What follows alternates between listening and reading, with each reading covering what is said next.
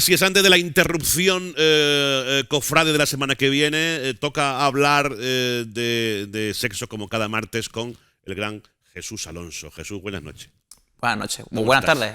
Buenas tardes, buenas noches. ¿no? ¿Por qué te he dicho buenas noches? Porque está el tiempo así, está el tiempo ya. Que miro por ahí, veo la ventana y está ahí nublado. Está... Sí. Pero buenas tardes, son las 7, ¿no? Las 6:59 minutos. Ajá, muy bien. La hora exacta. Ay, ¿Qué me cuentas? Bueno, pues hoy venimos a hablar de un tema un tanto candente. ¿Sí? Sí. Además tenemos con nosotros... Las migas. Migas, sí. Claro, o sea, pero son muchos días ya de migas, Alfredo. No dan pachera, pero si hay un tema estos días en Almería, son las migas. Sí, ¿no? sí, totalmente. Más candente que eso, imposible. Vaya destrozo está haciendo el meteo tsunami, Es verdad. ¿cómo se llama? Como está dejando las playas. Madre mía. Qué pena. Bueno, pues como te decía, venimos a hablar de un tema candente, venimos a hablar de cómo se están enfocando ciertos temas en relación a la sexualidad, utilizando la educación sexual.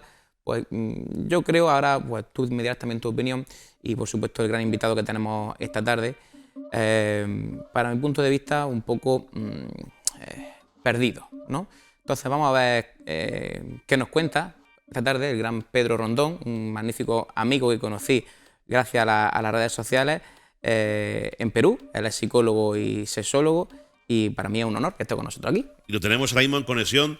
Don Pedro Rondón, muy buenas tardes. Muy buenas tardes, ¿cómo están? Un placer, gracias por la invitación. Bien, contentos de tenerle en el programa, gracias por aceptar la invitación.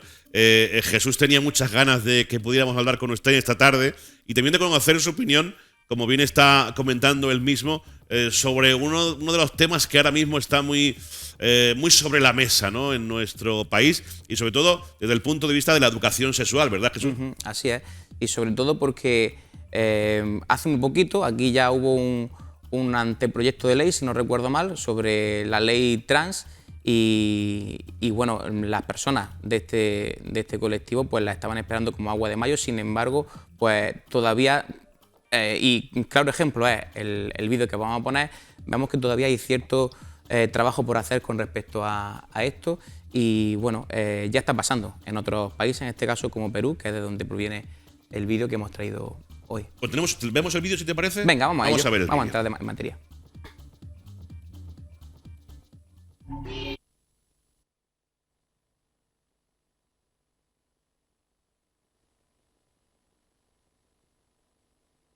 Dicen pío, pío, pío, y los transexuales, este cuerpo mío.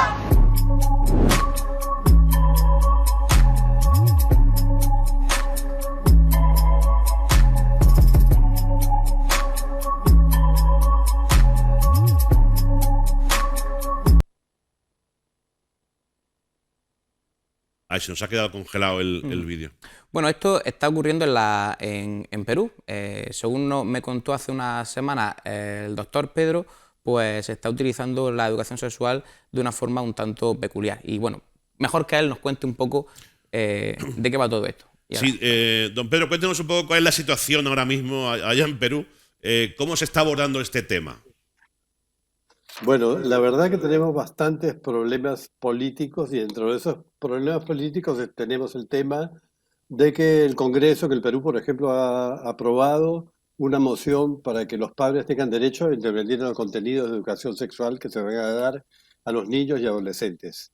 Yo no pude escuchar lo que decía Jesús, pero este programa, ese video que ustedes pasaron, Sí. que es de Wake Up Citizen, puede haber sido en México, puede haber sido en Argentina, puede haber sido en Perú, en Chile, porque está pasando. Hay un adoctrinamiento de un grupo muy grande, muy poderoso, que está a través de las redes, de las películas, incluso de Disney Channel y de Netflix, etcétera, y que están intentando dar contenidos, normalizando situaciones de una minoría que tiene mucho poder económico, mucha fuerza, que tiene que ver con los trans.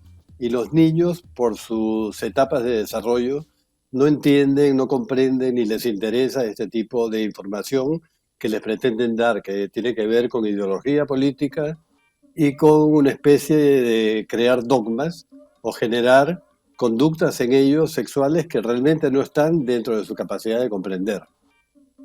¿Bien?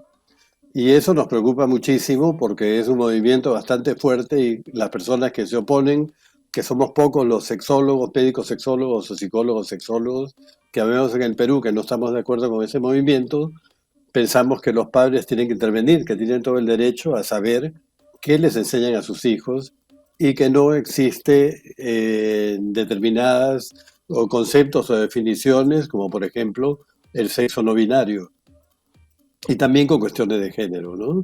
Y tiene que ver con una ideología muy poderosa a nivel mundial, además. Ujú.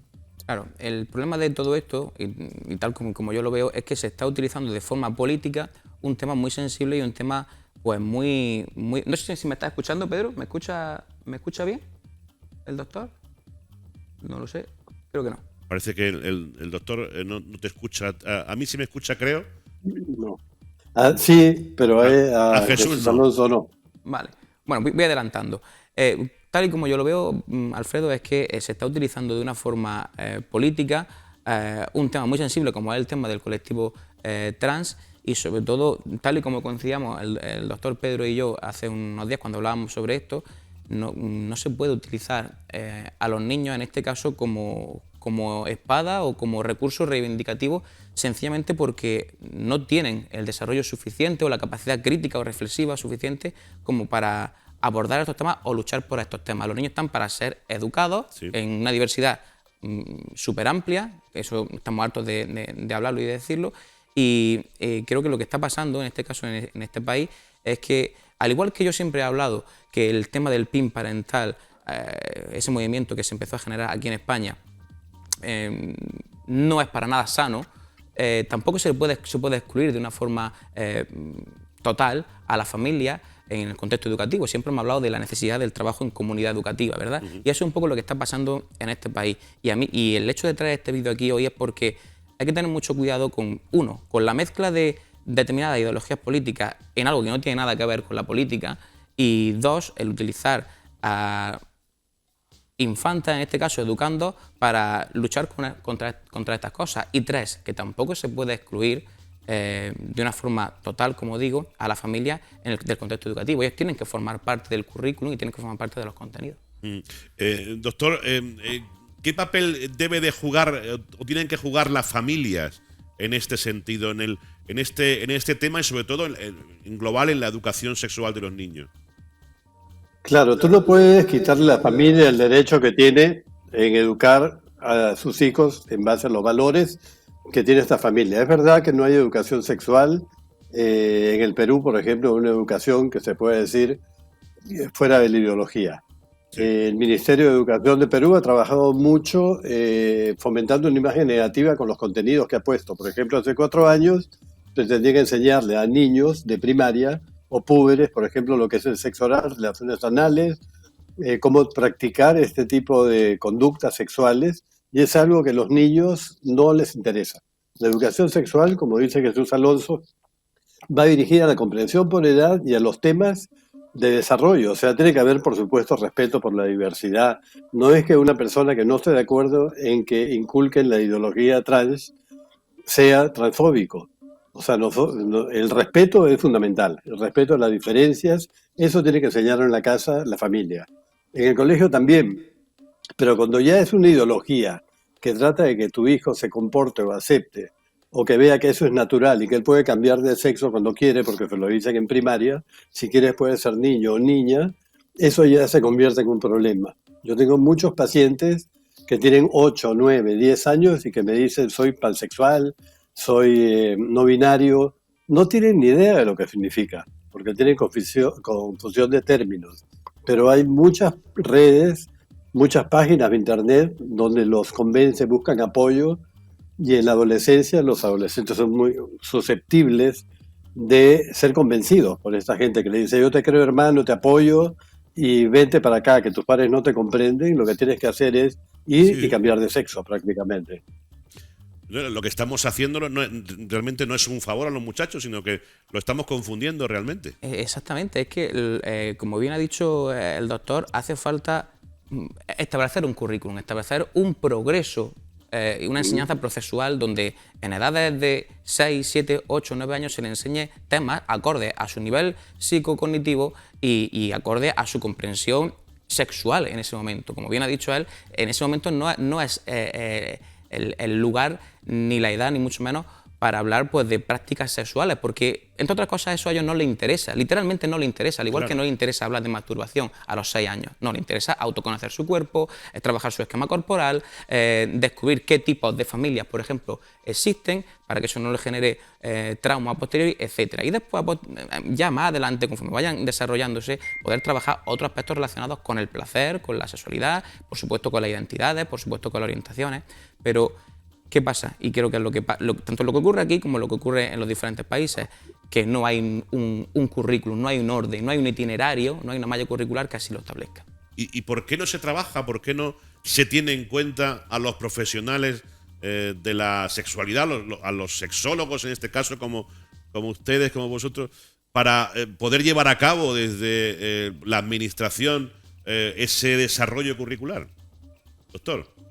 Claro, en el caso del Perú, por ejemplo, no existe la carrera de sexología. Yo la estudié en Venezuela, la maestría en sexología, y los profesores no están capacitados para enseñar sexualidad o sexología, mejor dicho, porque tienen prejuicios, tienen conductas muy negativas para los alumnos. Y en un curso de formación de 3 meses para un maestro no le da las herramientas como para poder manejar, y lo que hacen es más bien confundir a los niños con todo este tema de sexualidad. Y además que no hay, que intentan meter la política dentro de este tema y la ideología de género.